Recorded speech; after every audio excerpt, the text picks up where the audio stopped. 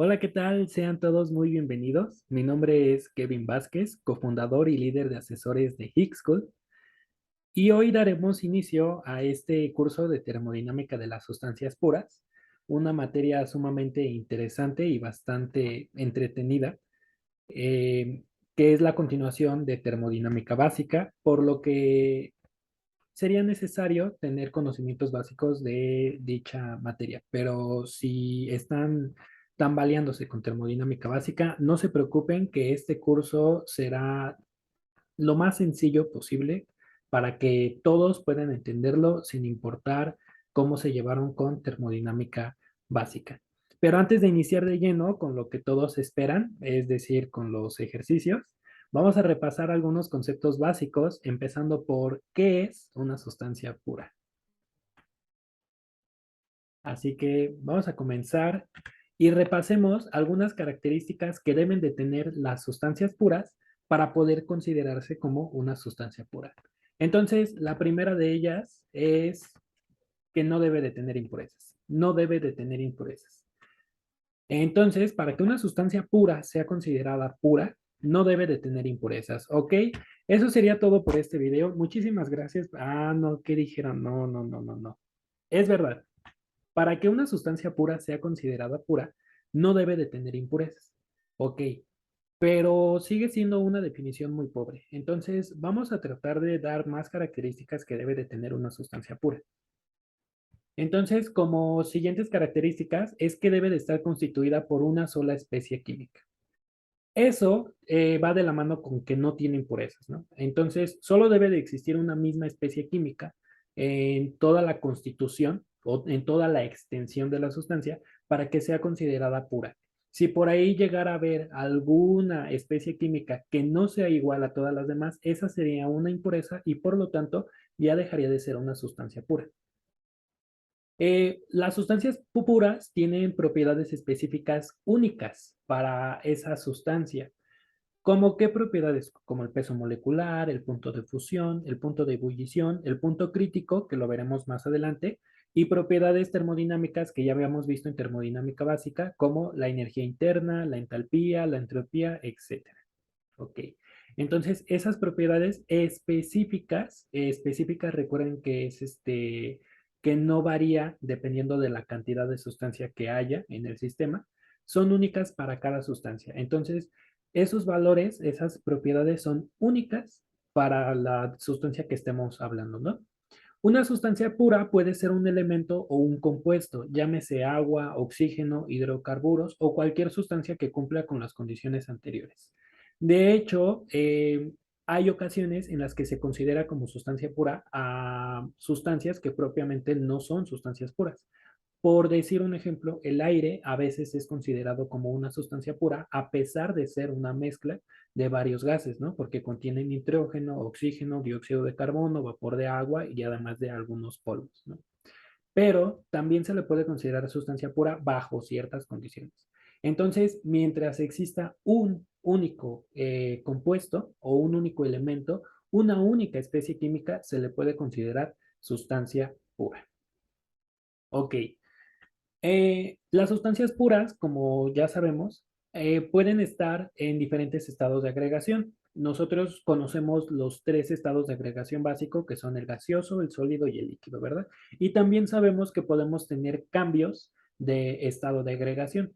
Eh, en termodinámica de las sustancias puras, vamos a decir estado de agregación o también nos vamos a referir a ellos como fase.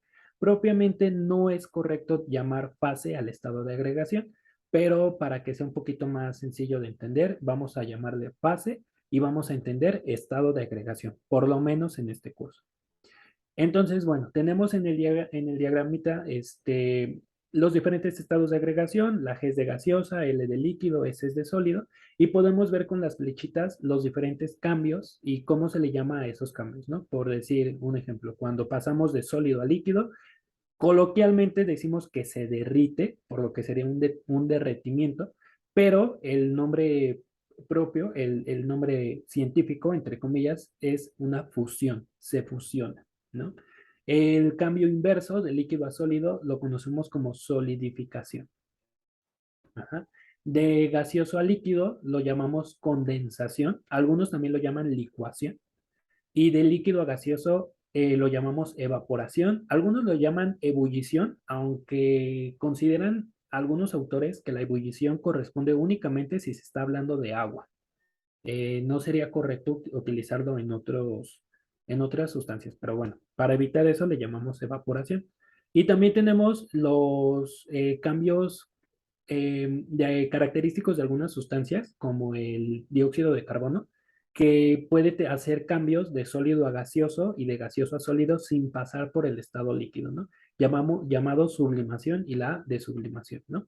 Bueno, nosotros para efectos de este curso nos enfocamos más que nada en los cambios de evaporación y condensación.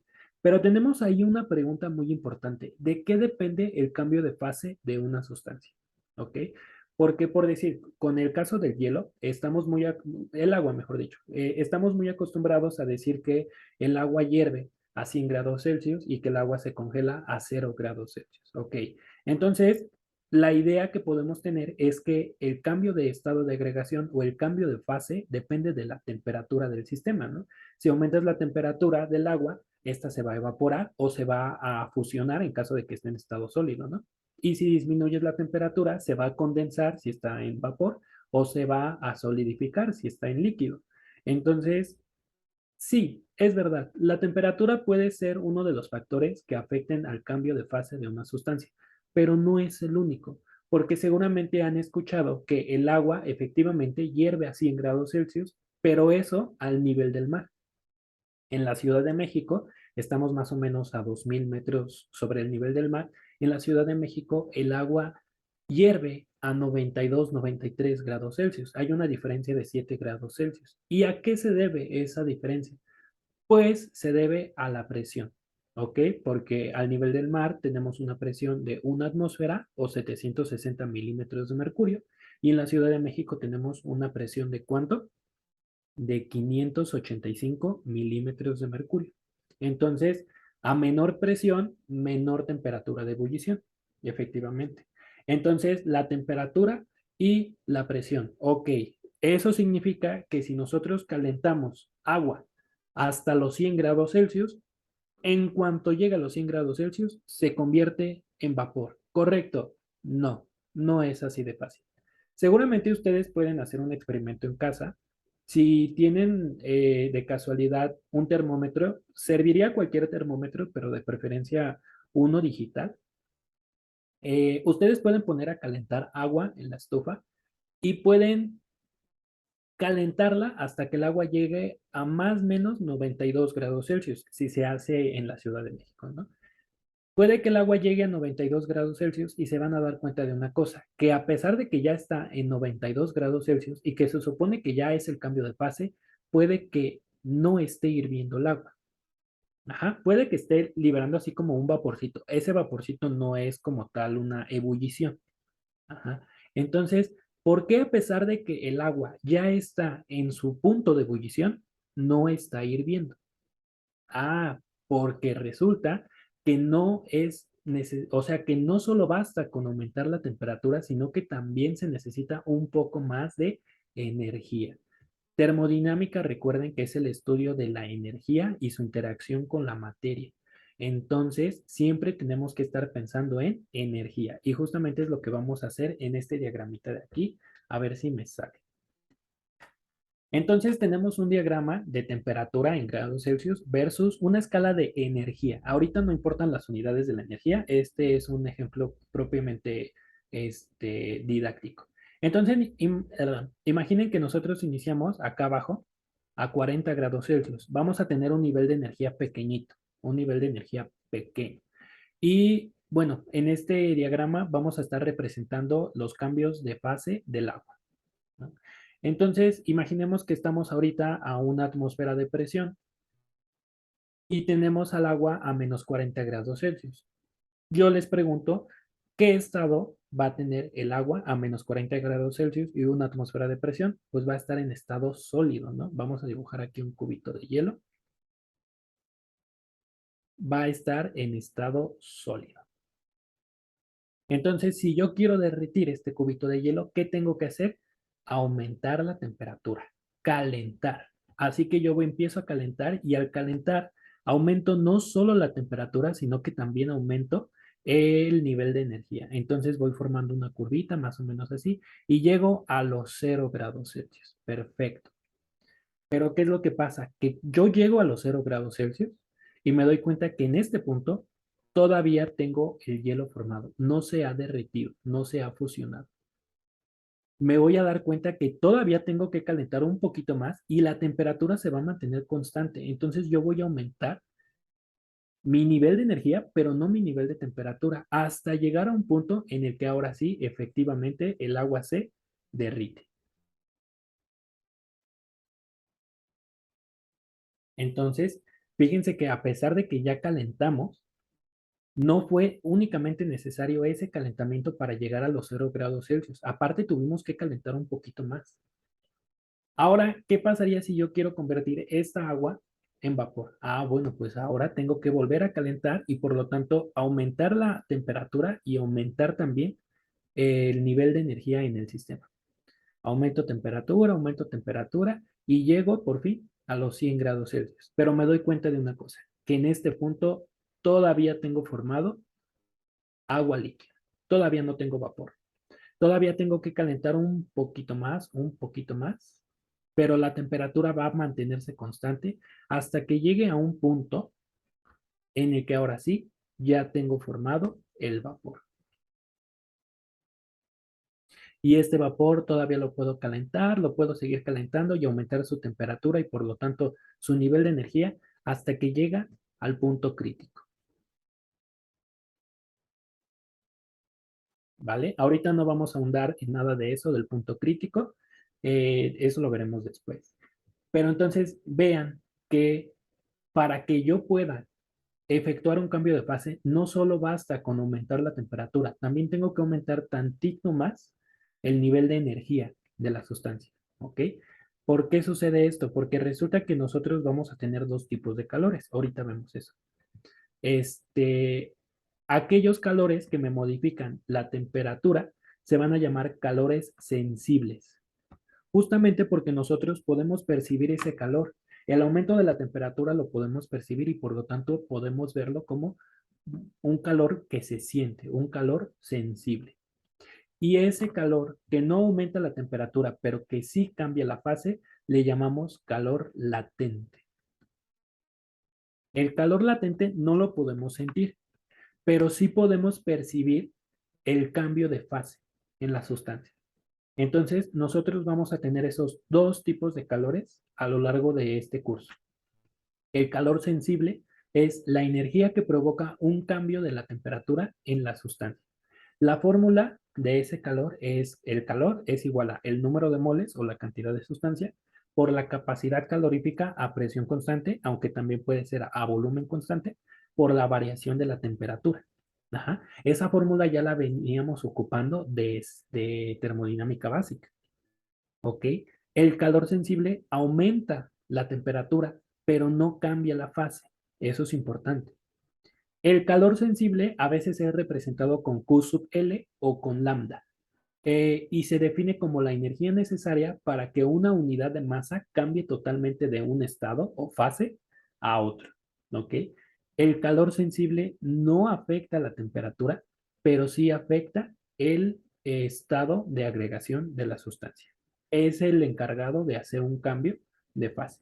La fórmula la podemos simplificar como lambda, el calor sensible, es igual al número de moles o la cantidad de sustancia por la variación de la entalpía de vaporización. Esta cosita de aquí la vamos a ver más adelante, aunque no la vamos a ocupar propiamente dicho, pero la vamos a tener por ahí. Ok. Y ya para terminar, bueno, ya vimos las sustancias puras, ya vimos que pueden tener cambios en el estado de agregación, pero ¿y eso qué? Bueno, nosotros a lo largo de este curso utilizaremos tablas termodinámicas. ¿Por qué existen las tablas termodinámicas? Recordemos que en termodinámica básica usábamos la ley de los gases ideales, ¿no? La presión por el volumen es igual al número de moles por la constante de los gases ideales por la temperatura. O Pancho Villa no reprobó termodinámica.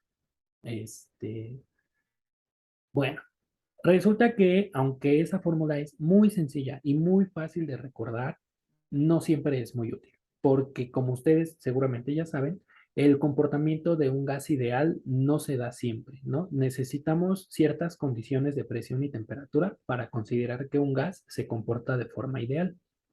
Entonces, las sustancias puras tienen un comportamiento real y para poder utilizar ecuaciones que puedan modelar las propiedades de esas sustancias, se necesitarían ecuaciones enormes y muy difíciles de resolver, que de hecho veremos por ahí del segundo o tercer parcial. Entonces, dado que es muy difícil evaluar esos modelos matemáticos, la mejor alternativa que hallaron los ingenieros es crear tablas termodinámicas. Las tablas termodinámicas condensan un montón de datos que se hicieron de experimentaciones, datos muy precisos, y de esa manera podemos tener la información a la mano y de manera muy sencilla y muy rápida de obtener. Mm, las tablas termodinámicas varían su estructura dependiendo del autor. También varían más que nada las unidades, pero generalmente siempre tienen una misma anatomía. Nosotros vamos a estar usando estas tablas termodinámicas. Eh, Vamos a tener dos tipos de tablas de saturación, una que empieza por temperaturas y una que inicia por presiones. ¿Qué cambia? Ah, bueno, pues que la que inicia por temperaturas tiene datos cerrados para la temperatura y la que inicia por presiones tiene datos cerrados para presiones, ¿no? Entonces, si a ustedes les dan un dato cerrado de presiones, pues les conviene entrar por las tablas que inician por presiones, ¿no? Porque en las de temperatura tal vez hay en el valor muy cercanito, pero no exactamente el valor que ocupa. Ajá. Entonces pueden ver que las primeras dos columnas son la temperatura y la presión, ¿no? Estas se llaman temperaturas de saturación y presiones de saturación. Y luego vienen datos de volumen específico, datos de energía interna, datos de entalpía y datos de entropía. Ok. Pero si se dan cuenta, estos se dividen en dos, en ambos casos. Entonces tenemos volumen específico sub F, volumen específico sub G. Y lo mismo con todas. Bueno, para empezar, ¿por qué son minúsculas? Porque son específicas. Ajá. Como todas son por unidad de masa, eso hace que sean específicas y por lo tanto las representamos con minúsculas. ¿Qué significa sub F? Bueno, sub F hace referencia a líquido saturado, ¿vale? Y sub G hace referencia a vapor saturado. Muy bien. Entonces, pues digamos, si nosotros tenemos una temperatura de 0,1 grados Celsius, este sería el volumen del líquido saturado, esta sería la energía interna del líquido saturado, la entalpía del líquido saturado y la entropía del líquido saturado. Por el momento no hagan mucho caso de esta columna HFG. Si se acuerdan un tantito, esta es la HFG que utilizábamos para calcular lambda. ¿Se acuerdan? Pero casi no la vamos a ocupar, así que ahorita no le pongan mucha atención. Entonces, ustedes así pueden evaluar las propiedades de un sistema, en este caso de agua, dependiendo de la temperatura y de la presión y también del estado.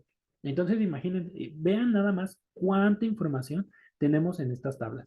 Presión, temperatura, el estado de la sustancia y además todos los valores de las propiedades que necesitaríamos. Imagínense el tipo de ecuación que sería necesario para poder darnos toda esa información.